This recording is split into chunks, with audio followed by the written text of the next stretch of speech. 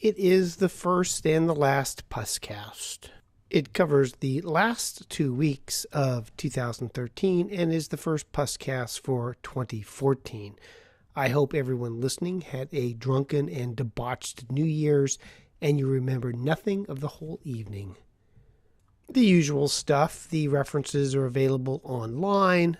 Go to iTunes, write me glowing reviews, send me a check for $10,000.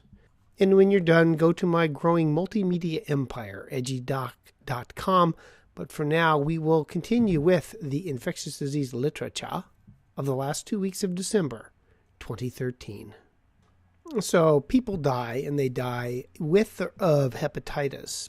But what is the effect of having hepatitis B or C on your life expectancy? It's actually pretty damn impressive. The study out of CID suggested that people with hepatitis B or C died 22 to 23 years earlier than people who did not have hepatitis B or C in their problem list. They died of a variety of things, including cancer and cirrhosis. But if you want to cut your life short, get hepatitis B or C. And interestingly, people don't ever think that their kids should get Hep B vaccinated because their child isn't going to get hepatitis B. But I think if you have kids or you deal with vaccination of kids, pointing out that if they develop those disease, it will cut their life by 23 years is pretty compelling reason to get vaccinated. I will mention in passing that the IDSA just released new guidelines for the treatment of HIV in the primary care setting. These are extensive and a good substitution for Ambien should your prescription run out, but it is sort of the definitive up-to-date guidelines for treating HIV patients. From a more practical point of view, there's a study out that looked about the treatment of syphilis and what in HIV patients predicted serologic failure.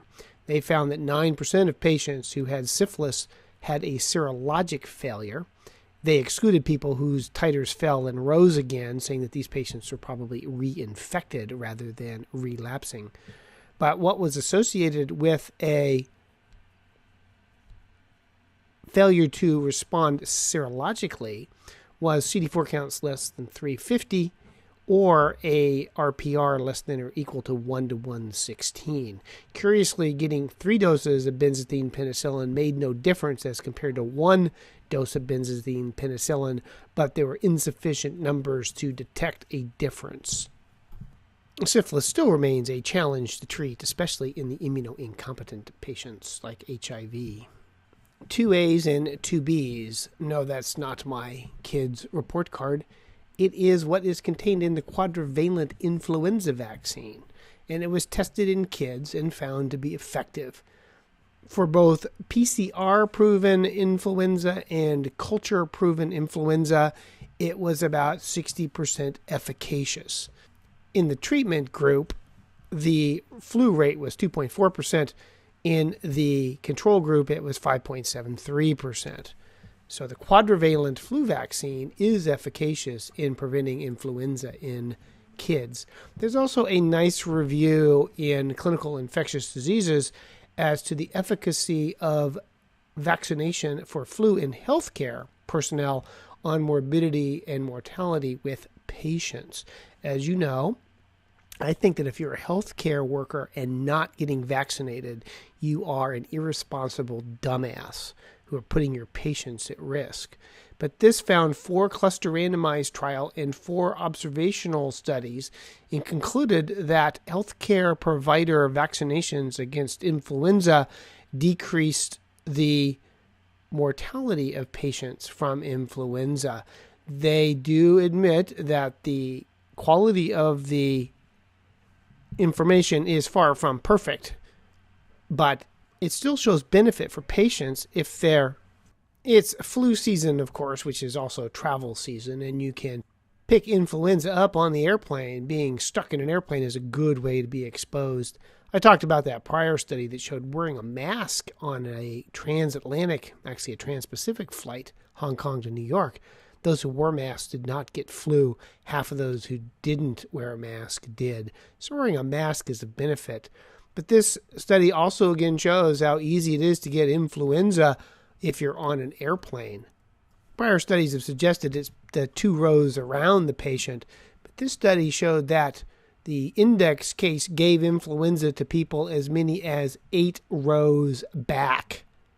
So if you're on an airplane with a cougher, wear a mask. Better yet, if you're coughing, stay off the damn airplane. But I think Bill Clinton had the best approach. Don't inhale, because you won't enjoy it anyway. And finally, there's an article in Science, a magazine I would recommend if you like general science. I don't understand the articles, but I do understand the synopses of the articles.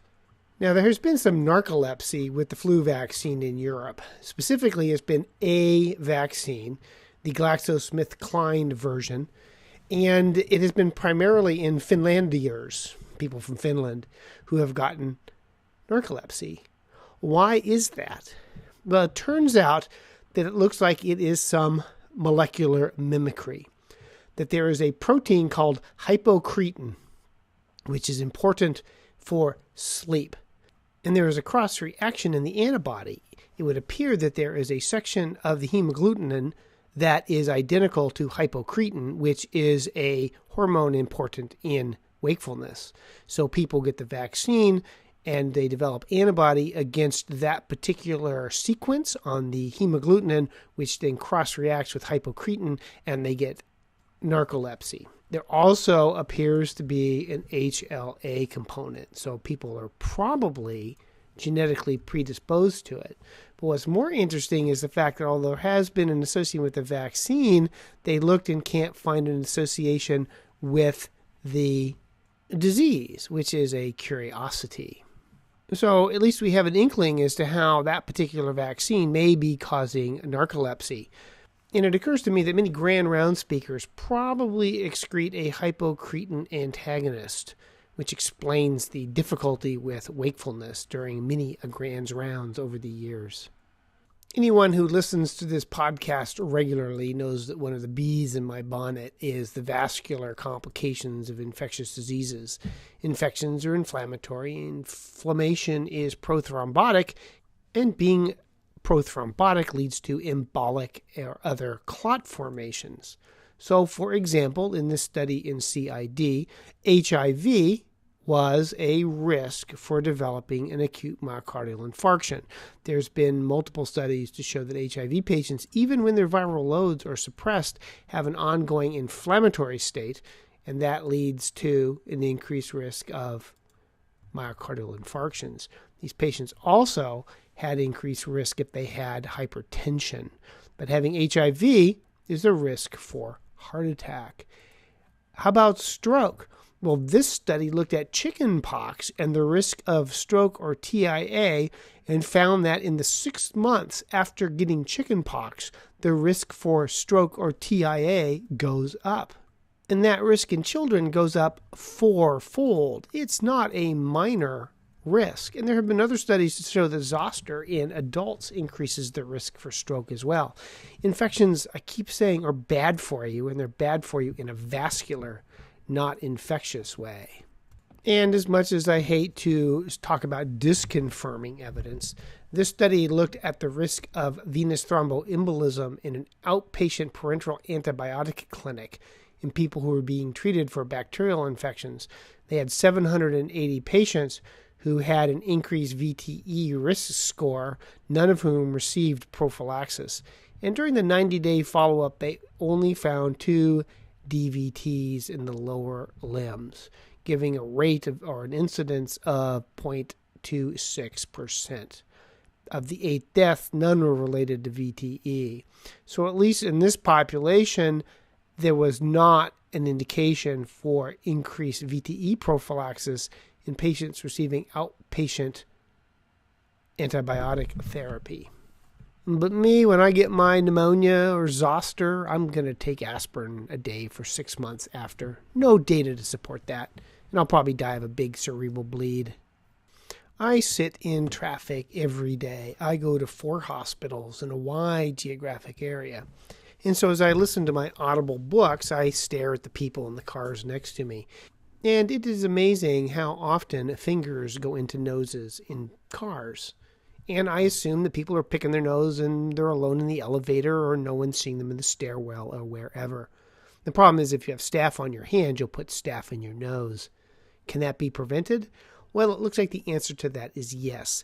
This study looked across the world at staph carriage rates in healthcare workers and laboratory workers and found that those who used hand hygiene with the alcohol solutions had a significantly less association with nasal carriage of Staph aureus. So it appeared that it is a significant effect at preventing carriage if you foam your hands before you stick your finger in your nose. If I wasn't quite so lazy, I'd probably try and hunt down the Jaws theme for the next little segment. But it turns out, I thought there had been 4 times that Staph aureus had become vancomycin resistant. It turns out that it has occurred 13 times in the United States, lucky number 13. And now, for the first time, and this is why you need to cue the Jaws music, it is a community strain, whereas before they'd all been found in hospitals. So vancomycin resistance, like the Jaws shark, is coming our way with probably pretty much the same effect. Although, I've never tried shooting an oxygen tank in the mouth of a Staph aureus. That's probably what I'm going to be stuck with in the future. I hope that wasn't a spoiler alert for any of my listeners. And Soylent Green is people! You know, one of the great inventions was pasteurization, which has prevented any number of infections over the years. However, not everybody likes to have pasteurized milk, and it seems that the Midwest likes to eat their food uncooked. There's some interesting data to suggest that cooking food is associated with why we have bigger brains, that pre-digesting food with fire allowed us to have better access to calories and then evolve bigger brains. One wonders about people who eat raw meat, as we talked about last time, or in this case, drink raw milk. And there's a nice review in Emerging Infectious Diseases of all the different diseases people get from drinking raw milk. The big ones being Campylobacter, Cryptosporidium, and Salmonella. I always like to point out that the cow butt is just up the gravity well from the cow udder, and stuff found in cow poo is going to end up on the cow udder and in your milk.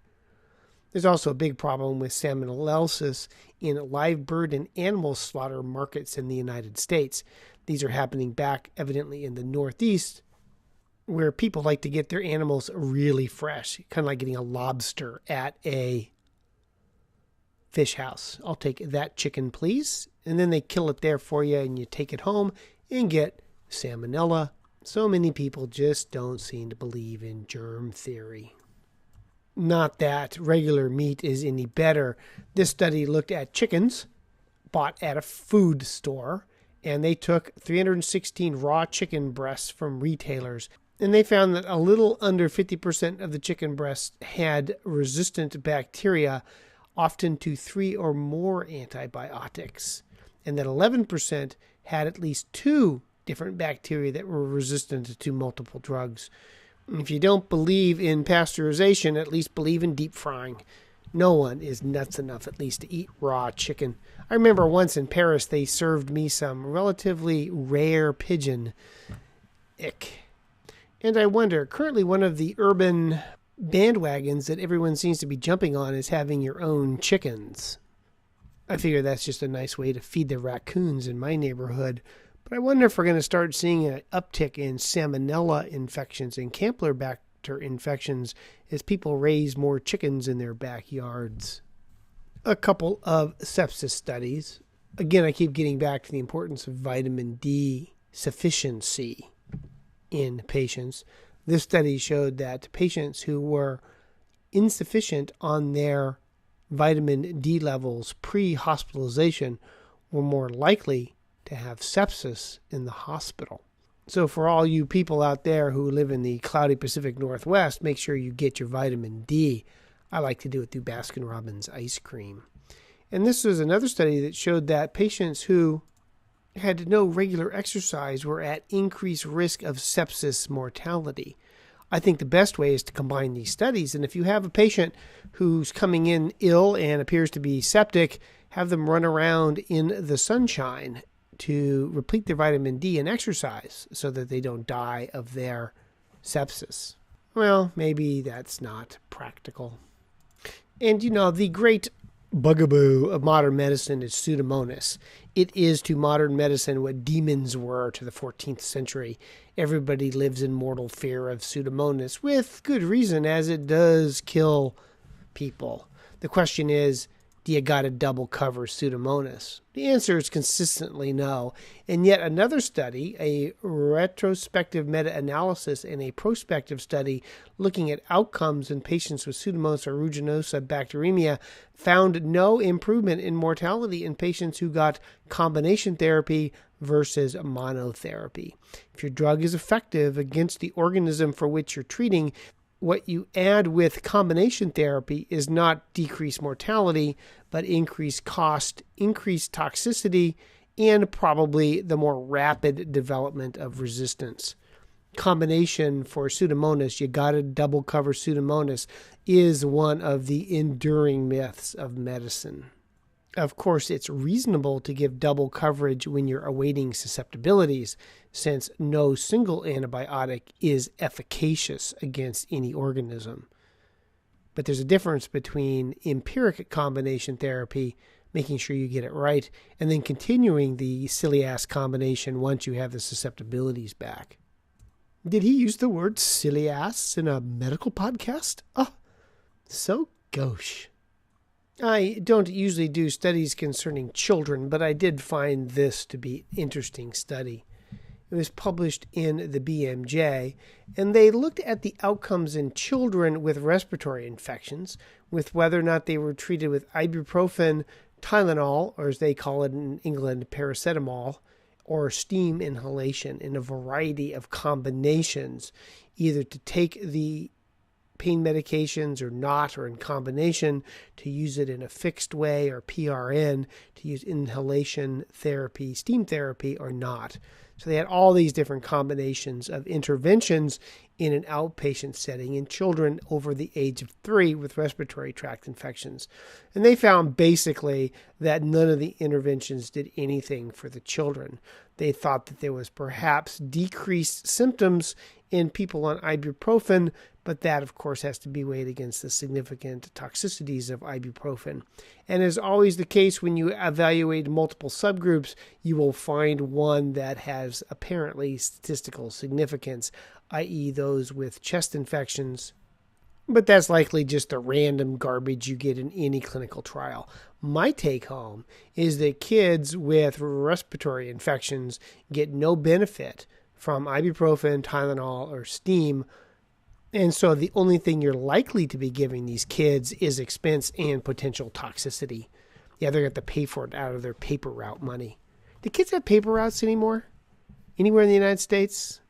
I would occasionally help my friend on his paper route back in grade school, but I think it's all done by adults in cars these days. And there's no milkman anymore either, at least not in Portland. Let's move on to adults anyway. The study looked at the value of signs and symptoms in patients for whether or not they had a viral, mixed, or bacterial cause of their community-acquired pneumonia. And no surprise, you can't tell from the signs or symptoms whether or not they have a viral infection or a bacterial infection or both. So you should still do diagnostic testing to try and determine the etiology of patients with community-acquired pneumonia. House staff know that I'm a proponent of macrolide-based therapies for patients with community-acquired pneumonia. I think the preponderance of data would suggest that you get better outcomes with a beta-lactam and a macrolide compared with other treatment, although the data is variable and depends upon the organism. Like much of medicine, it's not as clear-cut as one you would like. This study looked at the effect of macrolide-based therapies in ICU patients and curiously found no difference in outcomes versus those who got a macrolide-based therapy versus those who didn't for 30-day mortality. except for those coming in from nursing homes, which again is probably just random noise from subgroup analysis. You can never trust the effects of subgroup analysis. So here's a study that suggests that macrolides are not beneficial, but it's in a specific subgroup, those who are critically ill. They did find that prompt antibiotics was associated with better outcomes. So I don't think this is enough to make me change my mostly macrolide bias in terms of treating community-acquired pneumonias. It's never one thing in medicine, but the preponderance of literature that you have to pay attention to. And finally, the microbiome of the human being is important in determining outcomes in a wide variety of diseases. This is the first one ever found looking at the microbiome of the upper respiratory tract. And they took a bunch of patients who had either new TB, recurrent TB, treatment failure, or healthy controls and looked at their microbiota in their lung and found that there were different microbiota depending upon which patient they looked at. And that depending upon your microbiology of your lung, the patients had risks for both developing new TB as well as recurrence and relapse and treatment failure. So there may be some issue with the local lung microbiota that helps determine your outcomes with tuberculosis over and above that of the antibiotics. It's fascinating stuff. I love me my Shakespeare. I often thought I should call this podcast All Sound and Fury, signifying nothing. The other is that the answer lies within ourselves, not in the stars, or some such. Quote from Julius Caesar. He's the emperor who invented Dilantin. But this looked at gene polymorphisms in the vitamin D receptor and what it had to do with the development of tuberculosis. And which I always think in terms of polymorphisms increasing risk of infection, they found it depended. And that if you had the FOKL polymorphism, you might be more susceptible to tuberculosis if you were Chinese. However, in a European population, if you had the BMSL variant, you were protected against tuberculosis. I look forward to the day when I will be able to smear out your DNA on a slide and be able to tell you, based upon various polymorphisms, why you have a certain infection. I've also wanted to send off my DNA to one of those companies that will look at it, because I'm really curious as to how much Neanderthal DNA I have. Probably a lot. And finally, this study was done by infectious disease doctors, so take it with a grain of salt substitute. But they found that in patients who received an ID intervention within 2 days of admission, had a significantly lower 30-day mortality rate, readmission, hospital length of stay, ICU length of stay, Medicare charges, and payments. So that ID is associated with improved patient outcomes. This has been shown generally in MRSA bacteremias. This is, I think, the second or third study to show that ID doctors really are the best doctors in the hospital for getting your patient better. And it showed in the discussion that they were also able to feed the multitudes with a loaf of bread and a couple of fishes. We are truly amazing physicians. And that brings us to an end. That's 2 short podcasts in a row. It seemed like I wasn't coming across many interesting articles when I go through the 1,200 maybe titles I look at for each podcast. So this brings our Puscast to a close, covering the last 2 weeks of December in the year 2013. As always, the references are available online, and I'm going to put them in the lyrics section for those of you using extended podcasts. I always forget to do that. Otherwise, go to my growing multimedia empire at edgy.com and write me glowing reviews over at iTunes. Otherwise, thank you for this most interesting consultation and allowing me to participate in the care of this most difficult and challenging case. I shall continue to follow along with you. Thank you in dictation. Goodbye.